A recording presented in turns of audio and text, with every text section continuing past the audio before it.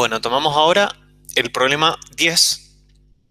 Vamos a seguir con búsqueda de campos magnéticos utilizando la ley de Ampère. Entonces el problema 10 dice, un cable coaxial está formado por un cilindro conductor macizo de radio R1 rodeado de otro cilindro conductor coaxial con el primero que tiene radio interno R2 y radio externo R3. Por el cilindro interno enviamos una corriente I que vuelve o regresa por el cilindro externo y se nos pide determinar el campo magnético en todos los puntos del espacio, es decir, dentro del cilindro de radio R1, entre el cilindro de radio R1 y el cilindro, digamos, externo de radio R2, después entre R2 y R3 y por fuera de R3. Esto es, esquemáticamente, tenemos un gráfico como el que les muestro acá, donde, como se ve, colocamos a los cilindros, o hacemos coincidir, mejor dicho, el eje de los cilindros con el eje Z. Por ejemplo, determinamos que este es el semieje positivo de Z, obviamente de modo que este sea el negativo, y hacemos que la corriente, tampoco esto me lo indica el problema, así que eso lo puedo dejar arbitrario, la corriente I circula dentro, en el cilindro interno, acuérdense que este es un cilindro macizo, hacia la derecha, es decir, el semieje positivo de Z, y por fuera vuelve la corriente I. Ahora, fíjense que acá estamos mostrando una de las vistas laterales, pero esa corriente I está volviendo por todo el cilindro completo. Es decir, por el cilindro de radio R1 circula la corriente I y por el cascarón externo vuelve la misma corriente a través de todo el cascarón. Entonces, para encontrar el campo en cualquier punto del espacio, por supuesto que consideramos primero cilindros rectos, rectilíneos e infinitamente largos. Eso nos va a garantizar que esto lo podemos pensar en estos términos, que tenemos, por ejemplo, acá una superposición de muchas líneas de corriente circulando hacia la derecha, por ejemplo acá, y lo mismo en todos los tramos estos del cascarón. No están en contacto ambos cilindros. En el centro, en el medio hay vacío. Entonces, como nosotros sabemos que el campo generado por cada una de las líneas, sabemos cómo es cada uno de los campos, digamos, el campo generado por una línea.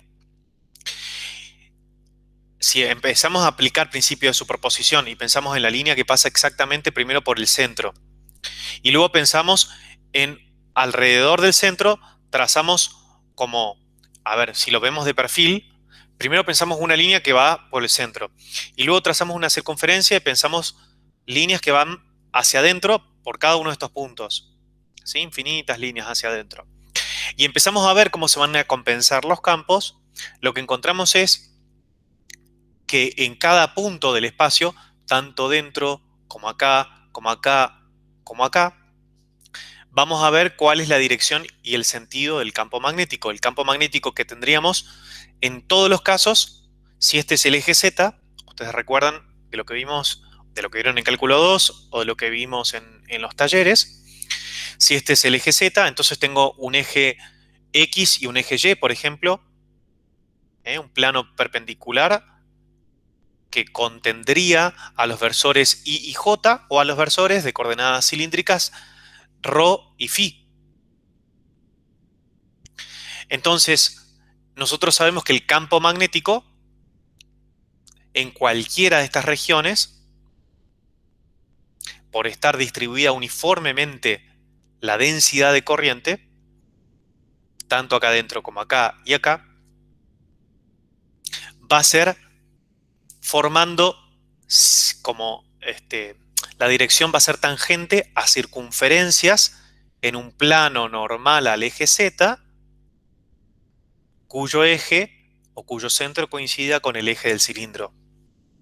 Es decir, si yo a esto lo miro de frente ahora, mirándolo desde el semieje positivo de Z, yo vería cosas así. Vería como circunferencias, distintos cortes. Veo el tubo interior y después los dos radios del tubo exterior. el campo magnético en cualquier punto del espacio va a estar formando, digamos, rectas en direcciones tangentes a circunferencias, como habíamos visto antes, que estén en un plano normal al del eje del cilindro y cuyo centro, el centro de la circunferencia, coincida con el eje del cilindro. Entonces, por ejemplo, si el cilindro viniese así, entonces el campo magnético, por ejemplo, tendría estas direcciones. ¿Sí? O así, o en sentido contrario, no sabemos. Pero sí sabemos que tiene direcciones que son tangentes a esas circunferencias, en cualquier punto. Fíjense, si trazamos espiras amperianas circulares centradas en el eje Z y en el plano paralelo al plano XY, o perpendicular al eje Z, lo que es lo mismo, entonces vamos a tener, primero resolvamos el primer miembro de esta ecuación. Por ejemplo, situémonos dentro de la espira, dentro del primer cable, ¿sí? En el cilindro de radio R1. Si yo trazo pensémoslo de nuevo así, ¿no? Ese cable viene hacia nosotros. Hagamos un zoom y entonces lo que vamos a pensar es una circunferencia dentro de ese cable. Bien, el campo, supongamos que Z viene hacia nosotros. Los desafío a que se vayan haciendo esa imagen mental. Entonces, como un caño que va viniendo, un caño, ¿cómo se dice? Cilíndrico, que viene hacia nosotros, ¿no? Está perpendicular a la pantalla que están viendo ustedes. La corriente viene hacia nosotros. Ahora trazo una circunferencia que esté centrada en el eje de ese caño, perpendicular también al eje, es decir, paralelo a la pantalla. Y lo que vamos a decir es lo siguiente. Como el semieje positivo de Z viene hacia nosotros, ustedes saben que cuando quiero describir algún punto en el espacio en coordenadas cilíndricas, uso los versores ρ, que está en el plano, justamente en un plano paralelo, en este caso, al de la pantalla, el versor y que va desde el eje hacia el punto, luego φ, que es perpendicular al primero, y luego k, que viene hacia nosotros. Entonces φ justamente va a ser un vector que en todos los casos está en la dirección del campo magnético. Razón por la cual, fíjense que yo al B diferencial de L lo voy a escribir ya como B sub φ diferencial de L. ¿Por qué? Porque lo que vamos a hacer es, vamos a recorrer la espira amperiana, como la espira amperiana es circular, el diferencial de L va a ser justamente diferencial de L multiplicado por phi versor. ¿Y ese diferencial de L qué es? Es R diferencial de tita, porque es el arco de circunferencia. Pero lo puedo dejar como diferencial de L si quieren, que es lo que yo hago acá. Pero entonces este B diferencial de L se vuelve, si quieren, es como decir B sub X por diferencial de L sub X, más B sub Y por diferencial de L sub Y, más B sub Z por diferencial de L sub Z. Que esto es igual a decir B sub X por diferencial de X, más B sub Y por diferencial de Y, más B sub Z por diferencial de Z. Eso en coordenadas cartesianas. Pero en coordenadas cilíndricas, B va a ser igual a, en casos generales, ¿no? Sería B sub R por R versor, más B sub phi por phi versor, más B sub Z por K versor. Pero el diferencial de L, recuerdan ustedes, que es diferencial de R por R versor, más R de diferencial de phi por phi versor, más diferencial de Z por K versor.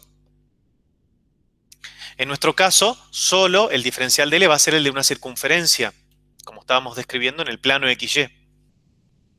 Por lo tanto, este diferencial de L va a ser diferencial, mejor dicho, R diferencial de phi por phi versor. entonces este producto escalar no va a ser otra cosa que el diferencial de phi, perdón, el B sub phi por R diferencial de phi. ¿Mm? Porque acuérdense que se multiplican componentes homólogas al hacer el producto escalar, sumamos los productos de las componentes homólogas. Las componentes R por un lado, las componentes de phi del vector y las componentes de z del vector en coordenadas cilíndricas. Ahora bien, otra vez por la simetría del problema, imagínense otra vez ese caño que estaba viniendo hacia nosotros, con la corriente viniendo hacia nosotros, y vamos a recorrerlo de este modo.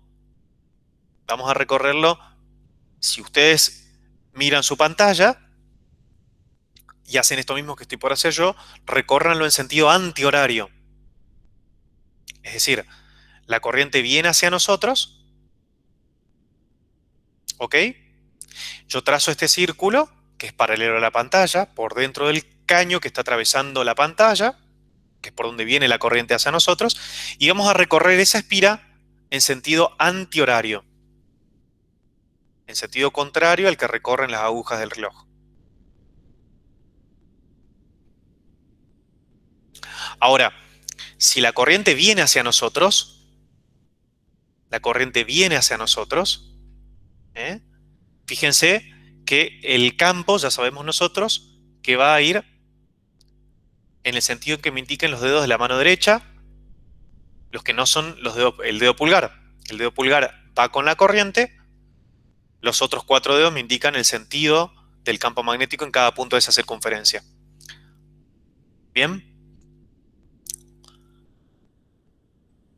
Supongamos que, como además tenemos la corriente que está, acuérdense que tenemos este tubo grande y nosotros estamos en una circunferencia, en una espira amperiana por dentro.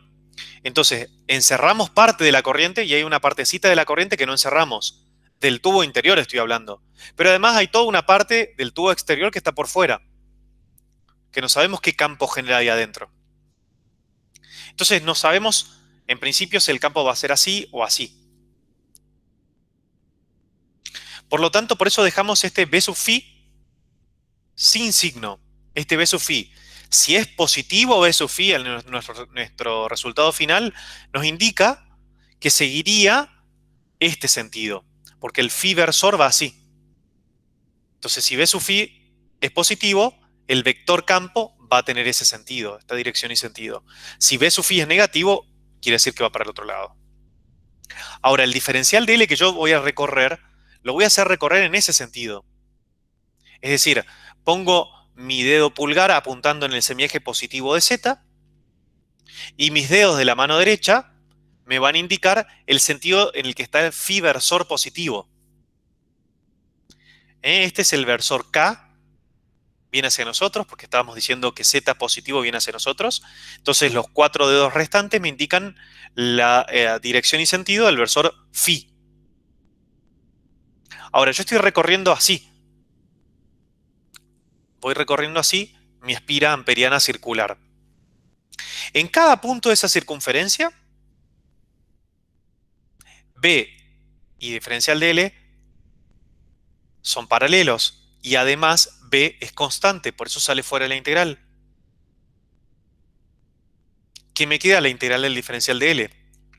Recuerdan que yo les dije que este diferencial de L era R diferencial de phi.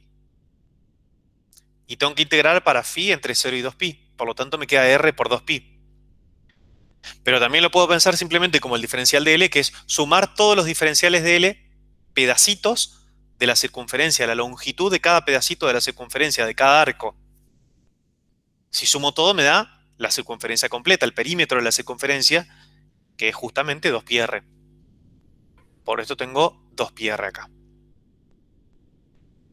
Profe, ¿cómo sabíamos que B sub phi era constante por la simetría del problema? Exactamente. Ok. Ahora, en esto vamos a, pues justamente lo que hacemos es, otra vez podemos trazar un paralelismo con la ley de Gauss en la electrostática. En aquel caso, por ejemplo, como en el problema del parcial o tantos problemas que resolvimos, donde teníamos un par de esferas, o una esfera maciza, y luego un cascarón esférico, y luego otro cascarón esférico, uniformemente cargados, los cascarones por ejemplo, y el dieléctrico en el centro con una distribución radial de carga. Justamente por simetría sabíamos que el campo eléctrico en cualquier punto del espacio era radial. No sabíamos más que eso, pero sabíamos que era radial.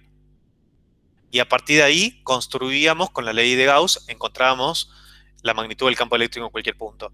Bueno, acá partimos de que sabemos la dirección del campo magnético, sí, para un cable, porque circula una corriente uniforme. Y fíjense justamente esto, ¿no? Lo que estaba diciendo y lo que preguntaste, Gastón, ¿no? Porque por simetría conocemos que el campo magnético va a escribirse como B sub phi por phi versor y que B sub phi es constante a distancias fijas del eje, en planos perpendiculares a este. En planos paralelos al plano XY, B sub phi es constante para radios iguales. Después, si es necesario, volvemos sobre esto.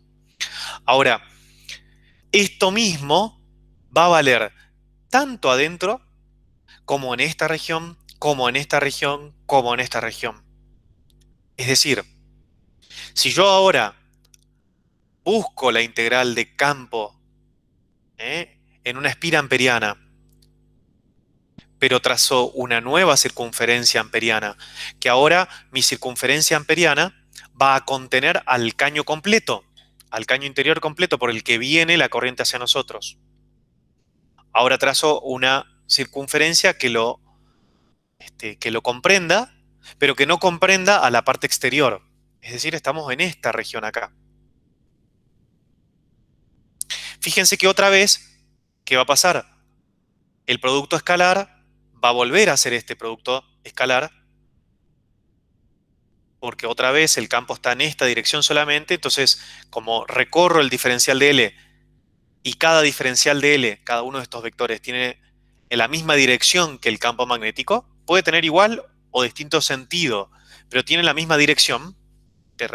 Depende de cómo, digamos, de cuánto, de qué sentido y dirección tenga B perdón, de qué sentido tenga B en cada punto y qué sentido tenga L, el diferencial de L.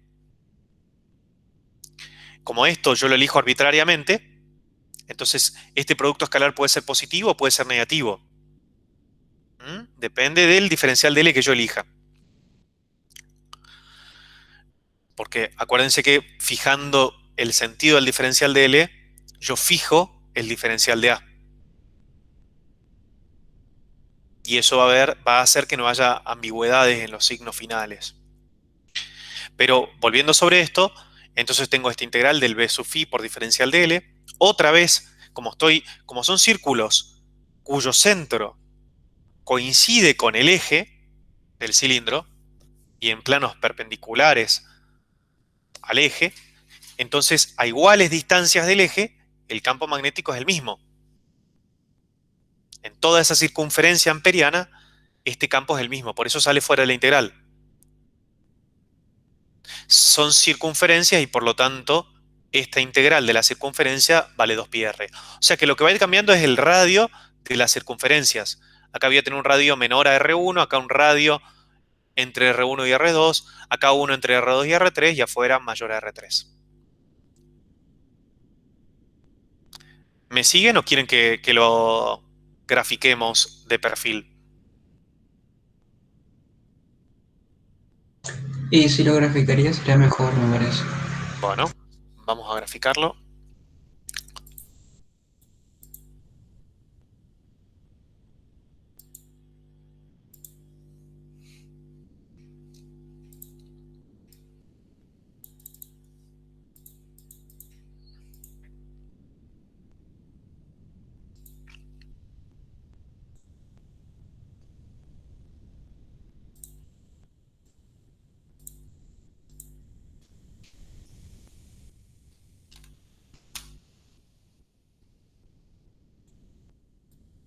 Entonces, lo que decía es, tenemos una circunferencia, podríamos ya rellenarla, interna, vamos a poner algo así.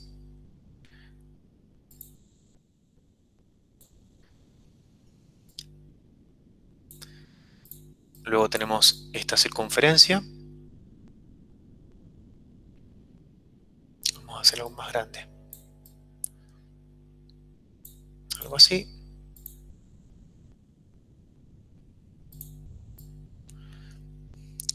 Bueno, por supuesto que esto no van a ser buenos gráficos, pero lo importante es que se entienda. Entonces, por acá viene corriente hacia nosotros y por esta región acá, entre estas dos circunferencias verdes que vemos acá, se va la corriente, ¿no? Podríamos decir que aquí la corriente es entrante. Gráfico solamente algunos.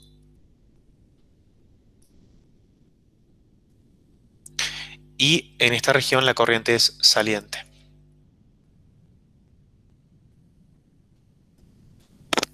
Ahora bien, lo que yo estaba diciendo recién es que si trazamos, acuérdense que estos son cilindros, el de adentro es un cilindro macizo, infinitamente largo, que viene hacia nosotros. Está yendo la corriente viniendo hacia nosotros, pero es un cilindro macizo de material conductor que atraviesa, digamos, hacia la pantalla, viene desde atrás de la pantalla hacia nosotros.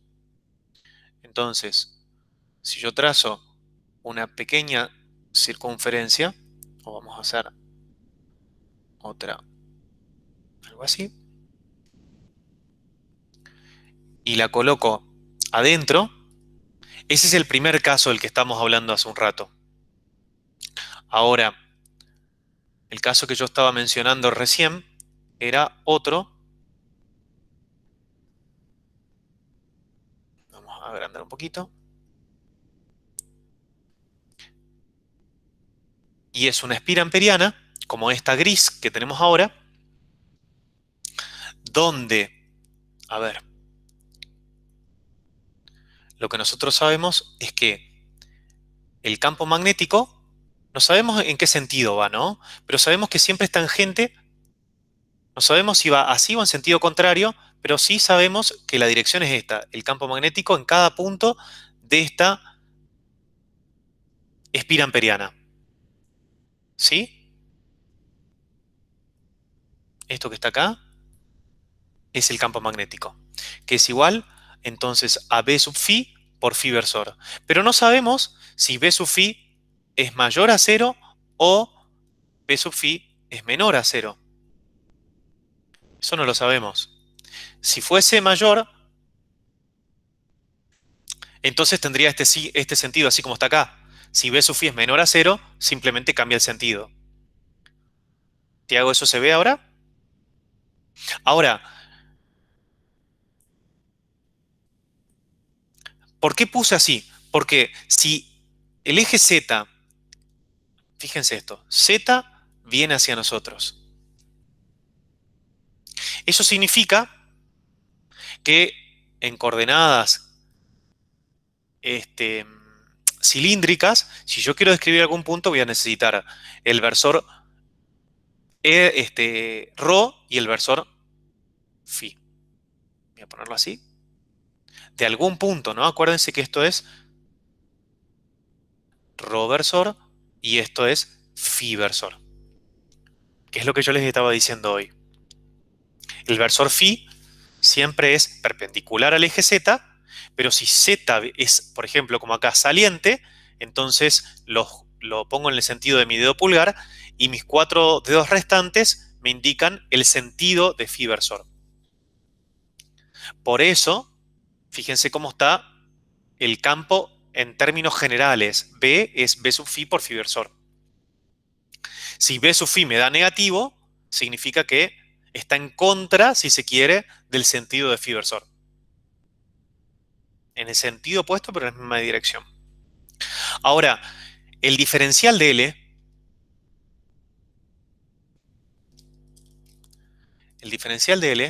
puede ir hacia donde, en el sentido que yo quiera. Este sí es arbitrario. Es decir, diferencial de L puede ir para allá o en ese mismo sentido positivo del campo. Esto lo elijo yo. Por supuesto que Acá me conviene ponerlo en el sentido contrario. Después recuperamos el mismo resultado, pero vamos a ponerlo así. Este es el diferencial de L. En cada punto, fíjense, el diferencial de L es perpendicular, es tangente a la circunferencia que yo estoy recorriendo.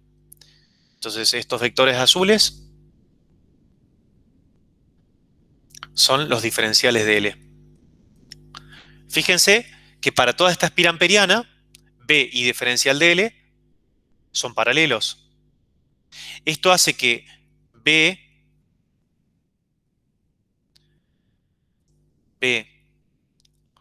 y diferencial de L, vemos que son paralelos para todo diferencial de L dentro o en, si quieren, en la curva C, que es esta curva, es curva amperiana. Por lo tanto, cuando yo integre,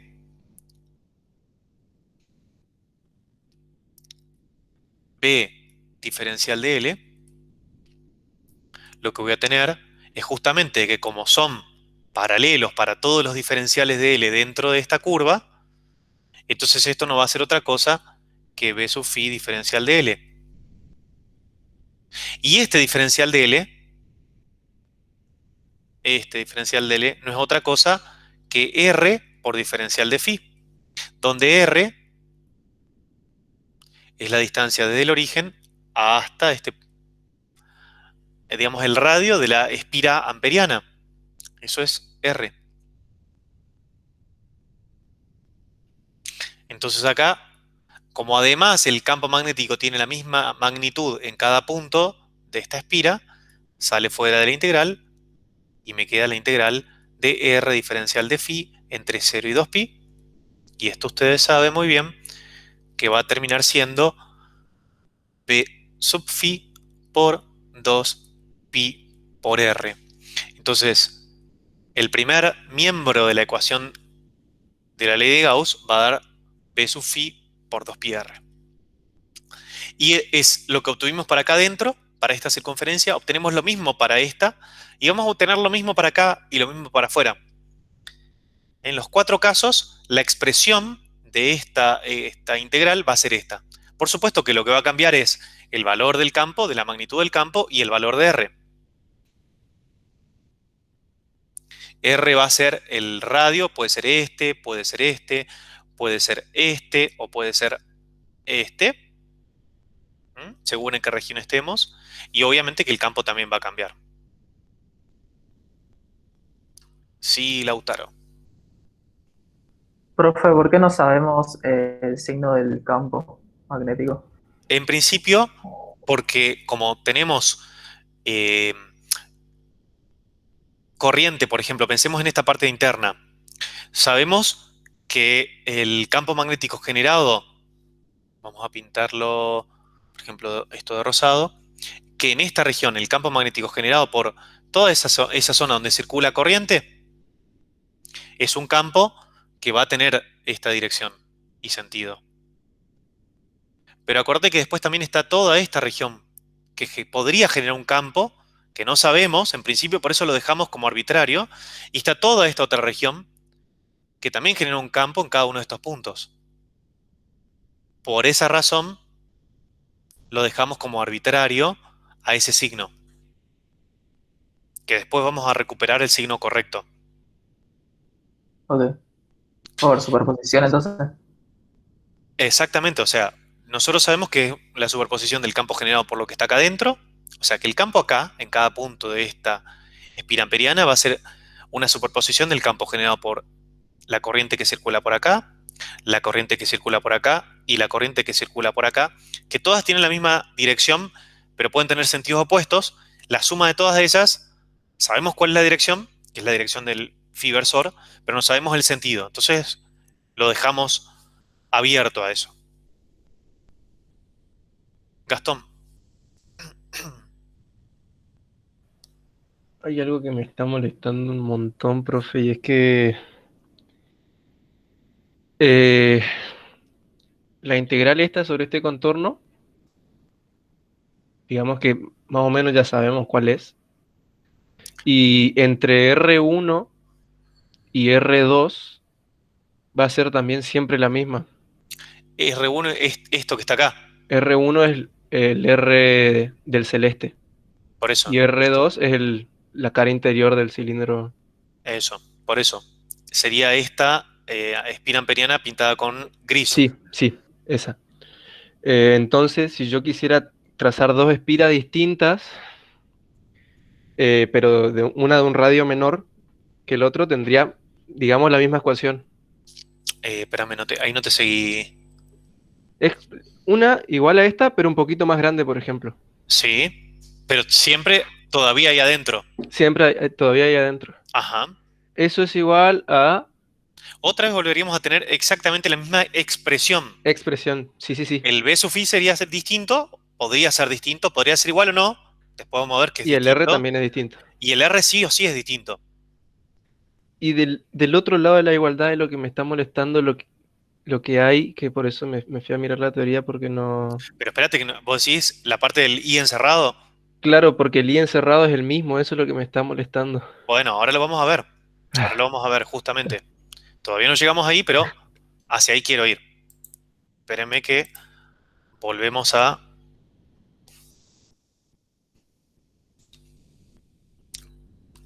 lo que les estaba compartiendo hoy y luego volvemos a esto.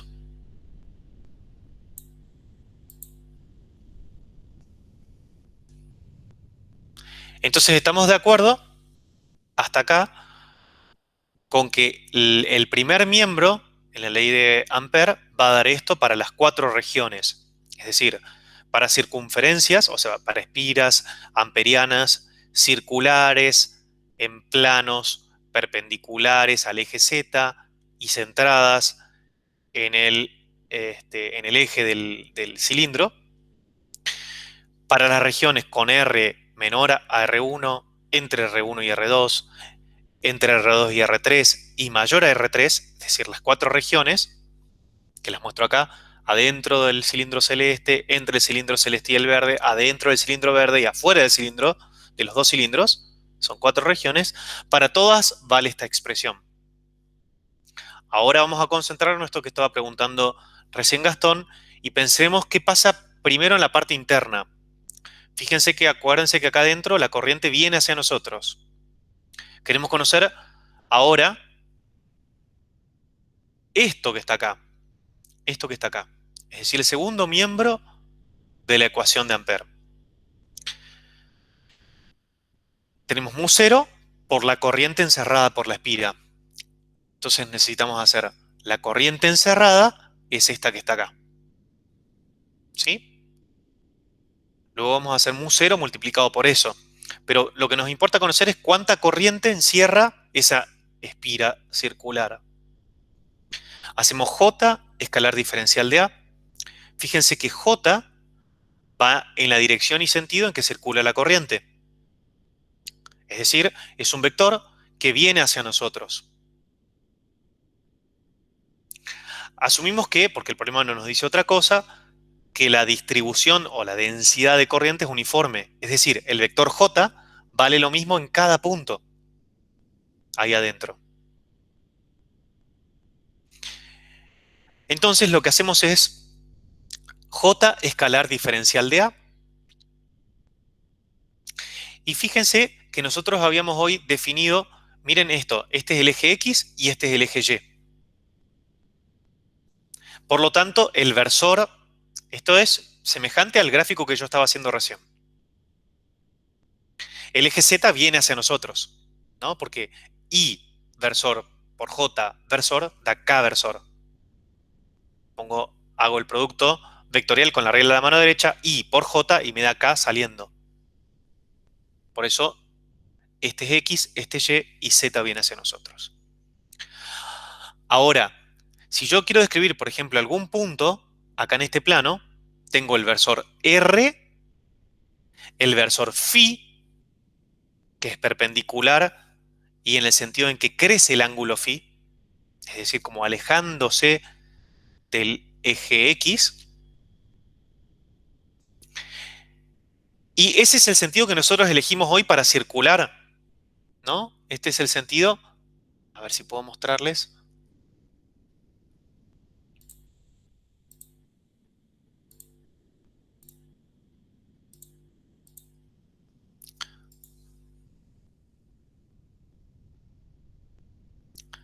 Fíjense que nuestro vector azul acá, que era nuestro diferencial de L, justamente era ese el sentido que elegimos. El sentido de phi positivo, del phi versor. Y habíamos dicho que si definimos un diferencial de L, entonces está definido el diferencial de A. El diferencial de L es de definición arbitraria, pero una vez que definimos diferencial de L, está definido diferencial de A. Alternativamente, definimos arbitrariamente el diferencial de A, pero una vez que definimos diferencial de A, queda fijo diferencial de L. ¿Ok? Si el diferencial de L es este que está acá, Disculpe, profe, ¿eso por lo que dijo de Gastón? como por lo que dijo Gastón. El sentido del el recorrido es siempre para adentro del... Siempre a la izquierda del No, área encerrada. no, justamente, no. Esto es parte de la ley de Ampère. Ahora, después ustedes esto lo pueden, lo pueden ver, van a ver las relaciones de la ley de Gauss y la ley de Ampère y van a hacer aplicaciones con teorema de Stokes y de la divergencia para llegar a las expresiones diferenciales de esas leyes. Nosotros usamos hasta ahora las expresiones integrales y van a ver que de ahí sale esto, ¿no? De la necesidad de los sentidos, ¿no? Cómo estar vinculada una circulación con el sentido del área. Si acá el diferencial del S este, el azul, ¿cómo tiene que ser el diferencial de A asociado a esa circulación? Saliente de la pantalla. Saliente de la pantalla. Es decir, el diferencial de A positivo es saliente, el diferencial de A entrante es negativo. Pero el diferencial de A va a ser entonces positivo, el diferencial de A positivo es saliente. Vamos a nuestra imagen de hoy.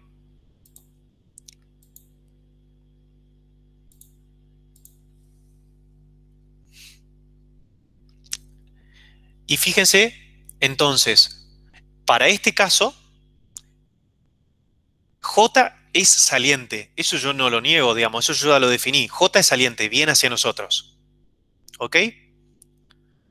Como ya el diferencial de L lo había encontrado, porque para escribir esto de esta manera, es decir, con Bφ positivo acá, esto ya quedó. No puse menos Bφ por 2πr, sino Bφ, es decir, yo ya fijé cuál era el diferencial de L que iba a usar, que es ese vector azul que puse hoy. ¿Sí? Entonces mi diferencial de A quedó fijo, que es saliente.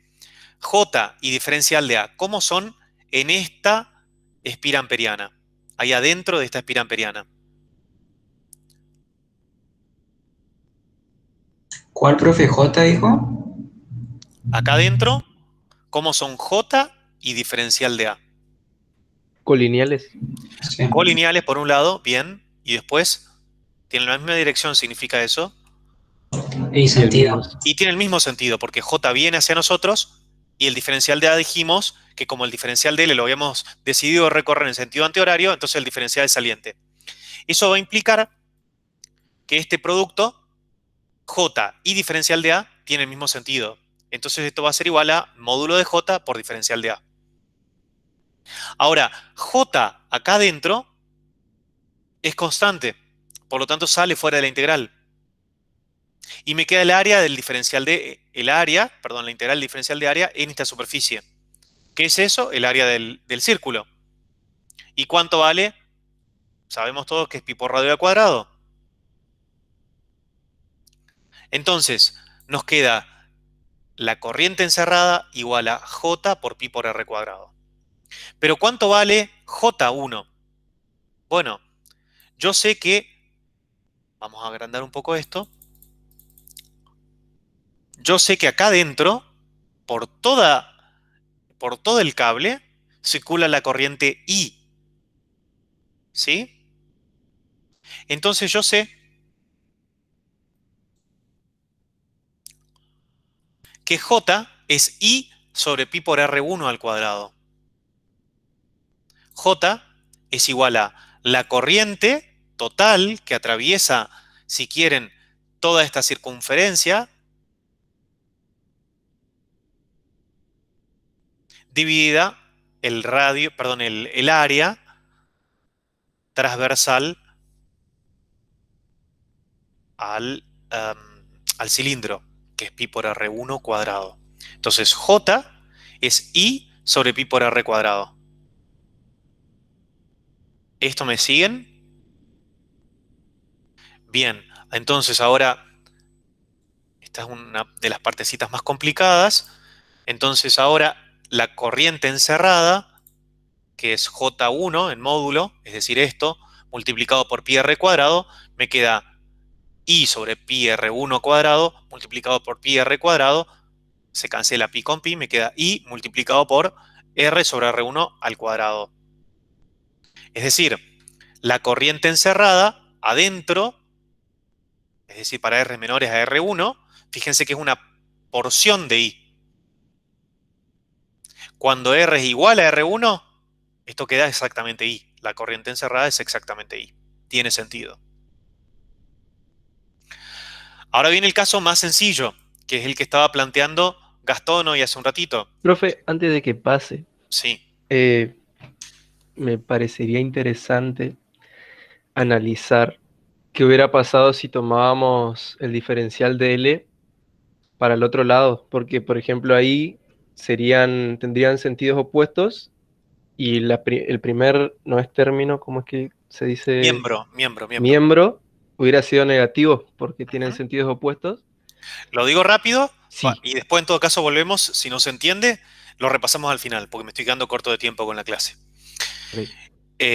Lo que hubiese tenido en ese caso es que este B escalar diferencial de L, como decís vos, B y diferencial de L hubiesen estado en sentidos contrarios.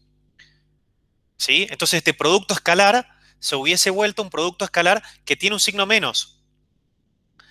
Sin embargo, ojo que no es el módulo de B, sino sigue siendo B sub phi, porque B sub phi después puede ser negativo, que haría que sea menos B sub phi por diferencial de L, y si B sub phi fuera negativo, vuelve a ser positivo. Ojo con eso. Pero B sub phi, en el caso que vos estás planteando, Gastón, que es B sub phi, en principio lo considero así, ¿no? Que es un B sub phi multiplicado por phi versor. Y el diferencial de L lo tomo en sentido contrario. Entonces, B sub phi, diferencial de L, acá habría un signo menos. Signo menos, signo menos. Pero ahora, ¿cuánto valdría el J escalar diferencial de A? Bueno, el diferencial de A en ese caso va hacia adentro. Entonces este producto escalar se vuelve exactamente esto, pero con un signo menos. Menos y menos. De modo que cuando iguale esto con esto, me va a quedar exactamente lo mismo. Porque el menos de acá se va a cancelar con el menos de acá. ¿Ok? Que no implica que el B sub phi pueda después ser positivo o negativo. Eso lo voy a encontrar de otro lado. Después, en todo caso, si eso no se entendió, vuelvo sobre eso. ¿Qué pasa cuando ahora estoy en la región intermedia? Bueno, ¿cuánto vale la corriente encerrada ahí? Y la corriente encerrada es I. Esto es como lo más sencillo. A veces uno se quiere complicar, dice no puede ser tan fácil, como decía Gastón recién. Y efectivamente es así de sencillo. La corriente es encerrada para cualquier radio entre R1 y R2, es I. Sin embargo, y ahora vamos a volver, Gastón, con lo tuyo, eso no implica que el campo después sea constante ahí adentro. Pero sí la corriente es encerrada para cualquier circunferencia amperiana que que tenga radios entre R1 y R2. ¿Esto lo ven todos? ¿Qué es lo que deberíamos hacer siendo estrictos? Hacer esta integral de J diferencial de A para toda la superficie. Es decir, yo tengo que mirar toda la superficie acá punteada y decir, sumar toda la corriente que la atraviesa. Entonces lo que debería hacer es integrar J diferencial de A para toda esta región. Pero tengo J diferencial de A integrado acá con un J distinto de 0, porque acá la corriente es distinta de 0, acá adentro. Y después tengo que sumar acá también, pero es 0, 0, 0, 0, 0, porque toda la densidad de corriente acá afuera es 0. ¿Bien? Ahora, permítanme saltearme primero este paso y ir al último, y después volvemos al tercero. Pero el cuarto caso es R mayor a R3, es decir, cuando estoy acá afuera, tras una circunferencia amperiana acá afuera. ¿Cuál es la corriente encerrada por esa circunferencia amperiana? 0, porque sumo toda la corriente que entra y toda la que sale. Y acuérdense, cuando lo haga, que tenemos que ver el tema de los signos del área, la dirección y el sentido del área, para ver cuál es positiva y cuál es negativa. Pero lo que vamos a considerar entonces es que acá afuera toda la corriente que entra es igual a toda la que sale. Por lo tanto, tengo I menos I igual a 0. La corriente encerrada afuera es 0. Hay entonces de los 4 casos, 2 que son bastante sencillos. El más externo, porque la corriente encerrada ahí es 0, y el caso intermedio, donde la corriente encerrada es I. Luego tengo el caso interno, donde tengo una porción de la parte de adentro, y luego tengo este caso que es un poquito más complicado, que es el tercero, donde tengo que trazar una espira amperiana justo acá adentro. Y tengo que ver cuánto vale la corriente encerrada, y esto es fuente de mucha confusión habitualmente en los exámenes y en las resoluciones de los parciales y de los problemas de las guías. Fíjense que lo que tengo que hacer otra vez es la misma integral. Pero lo que voy a hacer es, como les digo, trazar una espira, fíjense mi mouse, que vaya acá adentro. ¿Sí? Y tengo que calcular toda la corriente que encerraría esa espira. Tengo una región donde hay densidad de corriente, donde hay J. Tengo una región donde no hay J. Y tengo una pequeña región donde hay J. ¿Lo ven o quieren que lo grafique aparte? ¿Sí lo ven o sí quieren que lo grafique? Yo lo veo, no sé, lo veo. Ok. Después, si alguno no lo entiende, volvemos sobre esto. Esto implica que entonces la corriente encerrada por esa espira va a ser I, es decir, la corriente encerrada total de la de adentro. Y fíjense que yo ya la puse positiva. ¿Por qué? Porque J es saliente y el diferencial de A para nosotros es positivo, por cómo habíamos definido nuestro diferencial de L. Por eso esta I es positiva para mí. ¿Eso se ve? ¿A todos les queda claro por qué esta I es positiva? Porque J, acá adentro, es saliente y el diferencial de A también es saliente. Y después tenemos que sumar esta integral, que es J2 diferencial de A para toda esta otra región interior. No sé cuánto vale J2. Ahora vamos a ver cómo lo encontramos. Pero es un valor que es algo constante, porque también la distribución de densidad de corrientes es uniforme, o sea que es algo constante, pero que va hacia adentro. Entonces es algo, después vamos a ver dónde sale esta expresión, multiplicado por menos K, porque va hacia adentro de la corriente acá. Pero el diferencial de A es diferencial de A por K positivo. Porque dijimos que como lo estamos recorriendo en sentido antihorario a esta espira, entonces el diferencial de A viene hacia nosotros. Profe, ahí me parece que puede llegar a haber un error en los subíndices de los R. Me parece que es R3 menos R2. Ahí en Tenés su razón, J2. tenés razón. R3 y R2. Gracias. Efectivamente. Acá ahora lo voy a corregir. Este es R3, este es R2, este es R3, R2 y este que está acá es R2. Gracias, Gastón. Ahora lo corrijo y lo vuelvo a subir corregido. Entonces, ahora vemos cómo sale esto, pero esto es una constante. Lo importante para mí es que veamos que este producto escalar da algo negativo. Primero, que J y diferencial de A están en la misma dirección, porque el diferencial de A está en el eje Z y J también está en el eje Z. Pero J es entrante a la pantalla y diferencial de A es saliente a la pantalla. Por lo tanto, esto me va a quedar un escalar multiplicado por menos, un escalar positivo, digamos, multiplicado por signo menos, ¿ok? Que es si se quieren, esto que está acá, ahora vamos a ver dónde sale, con el signo menos, multiplicado por el diferencial de A. Entonces podríamos decir que es el módulo de J2 multiplicado por menos K, entonces va a ser menos el módulo de J2 multiplicado por el diferencial de A. Y tengo que integrar ese módulo de J2 es constante. Es decir, es el mismo en cualquier punto acá, el J2.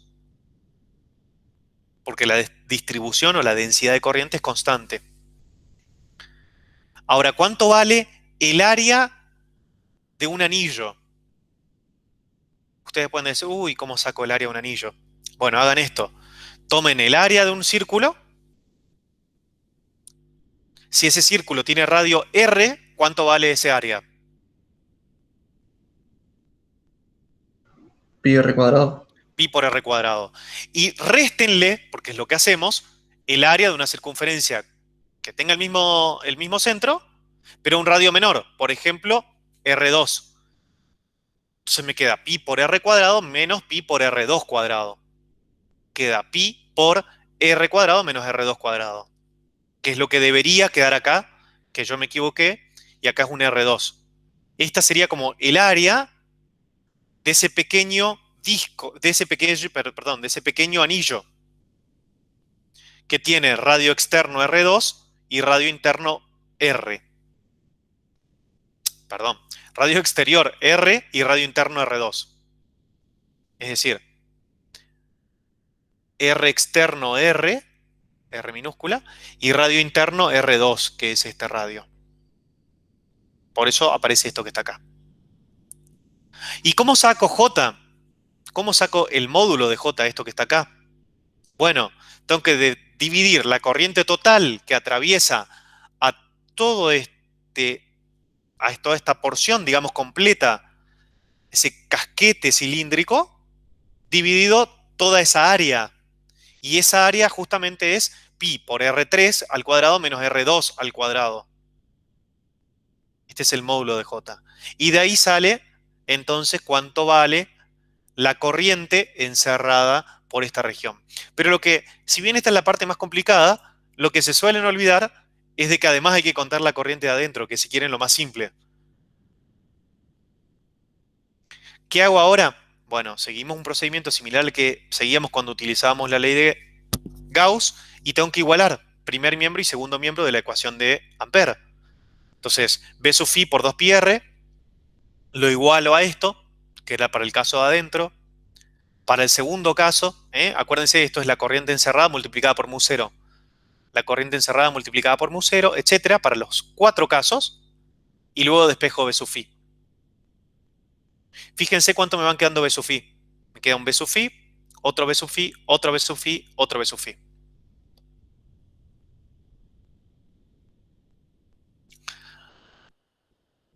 Acá también tengo que corregir los subíndices.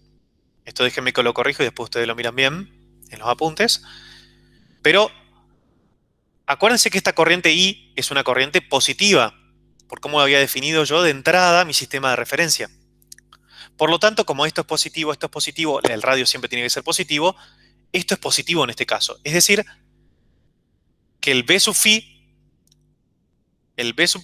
no en este gráfico, sino... Vuelvo al otro.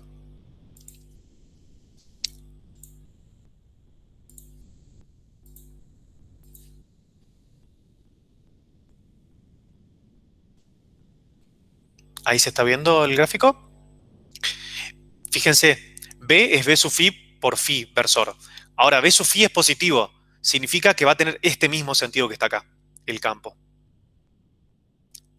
Si me hubiese dado negativo, simplemente me indica que el campo va en sentido contrario. Con este tipo de cosas no hay otra manera de comprenderlo y afianzar este conocimiento que haciendo los ejercicios y que le surcan las dudas, ¿no? Entonces, de la misma manera que en el caso de Coulomb, fíjense que, insisto con esto, yo no pongo módulo de phi, módulo de B sub phi, pongo B sub phi. Tiene este valor, este valor, este valor y este valor, de modo tal que como el campo tenía esta expresión, entonces Bueno, acá me olvidé yo también. Ahora voy a corregirlo. El campo magnético va a ser esto multiplicado por phi versor, esto por phi versor, esto por phi versor y 0 en las 4 regiones.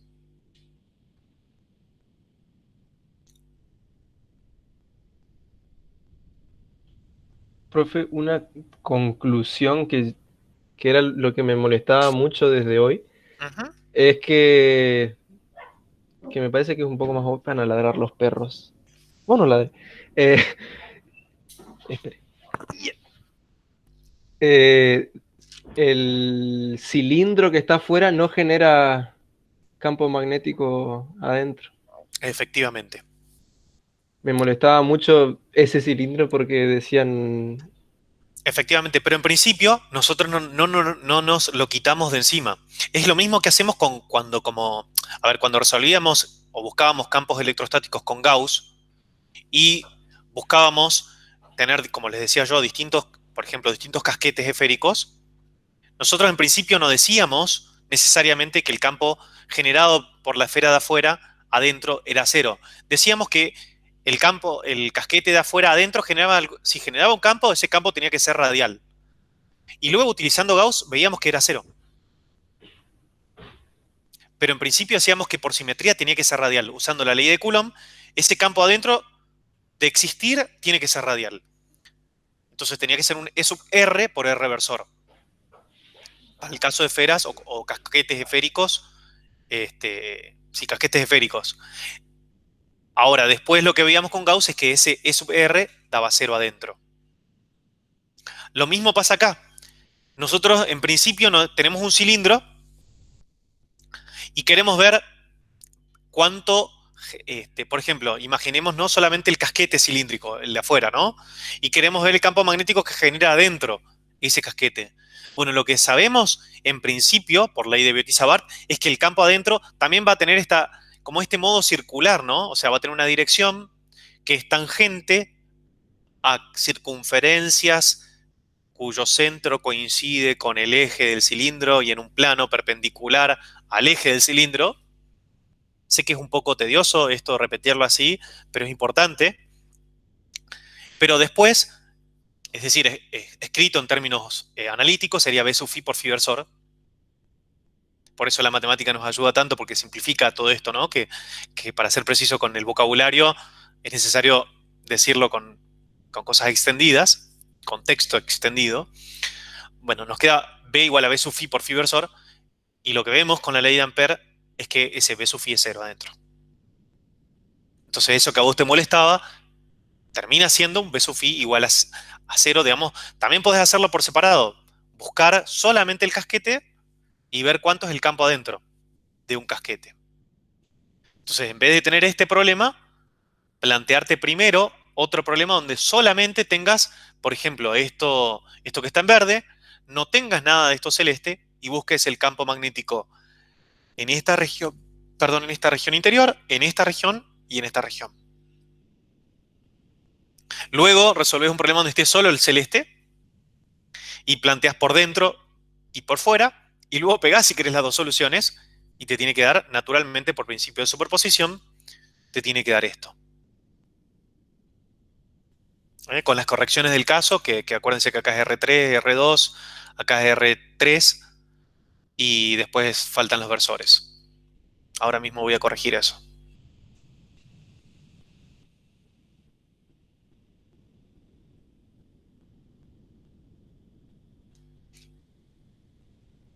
Profe, ¿y la densidad del cilindro, la densidad de corriente del cilindro afuera, podría ser distinta que la del cilindro adentro? De hecho, es distinta. Muy bien, bien la acotación. Fíjate que el valor es I sobre pi por R2, o para acá es R3 y R2, ¿no? Entonces, I sobre pi por R3 al cuadrado menos R2 al cuadrado. Y acá la densidad de corriente era I sobre pi por R1 al cuadrado. Lo que es igual, Andrea, es I. Pero entonces las densidades de corriente son distintas. La analogía, si querés para pensarlo, es como decir, la densidad de corriente en un casquete esférico es sigma, y la de otro que está por fuera es menos sigma. La densidad, en ese caso, por ejemplo, podríamos decir, si la densidad es la misma, las cargas son distintas. La carga total. También podemos decirlo al revés. Si la carga acá es Q, es 1 coulomb, y la carga acá es menos 1 coulomb, aún siendo la carga igual, se distribuye en regiones distintas y por lo tanto las densidades son distintas. Acá pasa lo mismo. La corriente, que es la integral de la densidad, es como la corriente es a la densidad de corriente lo que la carga es a la densidad de carga. La corriente es a la densidad de corriente, es decir, la relación entre corriente y densidad de corriente, es equivalente a lo que la carga representa para la densidad de carga. ¿Qué es la carga? La integral de la densidad de carga, la suma de un montón de densidades de carga en distintos volúmenes. Sumo densidades de carga en un volumen y voy sumando en distintos lugares y tengo la carga total. La corriente, ¿qué es? La suma de las densidades de corriente que atraviesan áreas.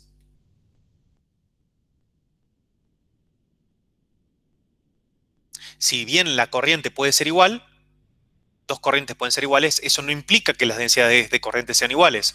Lo mismo que pasa con las cargas, que dos cargas distribuidas en distintas figuras sean iguales, no implica que las densidades sean iguales. Uno puede distribuirla de distintas maneras y sin embargo tener la misma carga. Lo mismo pasa con las corrientes. Podría haberse concentrado más en una región que en otra. Y la densidad de corriente, por ejemplo, incluso yo podría decir, en este mismo cable, solamente el de adentro, se las recontra complico, pero imagínense a ese cable, imagínense como un caño que está atravesando la pantalla. Y justo hago una división justo, así como por el medio, trazo como un plano que contenga el eje del tubo, digamos, ¿no? Del cilindro. Trazo un plano así y digo, bueno, de este lado hay carga y de este lado, perdón, de este lado hay densidad de carga y de este lado no hay densidad de carga. Entonces, toda esta mitad no transporta corriente y toda esta mitad sí transporta corriente. Y sin embargo, yo puedo decir, bueno, pero que sea la misma corriente. La corriente total sea I. ¿Cuánto valdría la densidad de corriente? Y valdría el doble que en este caso, porque tiene que acumularse justamente como está circulando por la mitad del cable, circula el doble de densidad de corriente para que la corriente sea la misma. Por eso es importante. Y acá estamos hablando solo de densidades de corriente uniformes, es decir, que en cada elemento de área la densidad de corriente es constante. También esto sería válido, la ley de Ampère podría aplicarse como caso más complejo cuando la densidad de corriente depende del radio. Es decir, si no fuese así, directamente no se puede aplicar la ley de Ampère para encontrar campos magnéticos, pero vamos a poder resolver problemas de este tipo, es decir, cuando tengamos distribuciones de densidad de corriente que dependan solo del radio, no de phi ni de zeta. Entonces yo podría tener, como decir, imagínense este cable, pero ya no con distribución uniforme, sino con una densidad que va aumentando a medida que me voy alejando del centro. Que es 0 en el centro y va aumentando la densidad de corriente a medida que me voy alejando, pero de manera radial tiene que aumentar, para que el campo pueda seguir teniendo esa forma que nosotros conocemos, que sea B sub phi por phi versor. Este problema es un problema típico de parcial. Por eso lo quería hacer. Es un problema que no lo van a sacar si no intentan resolverlo y hacerlo paso por paso y buscar problemas parecidos a esos, como yo les decía, poner solamente el cilindro de adentro por donde circula corriente. Pueden hacer que circule corriente tanto adentro como afuera en el mismo sentido.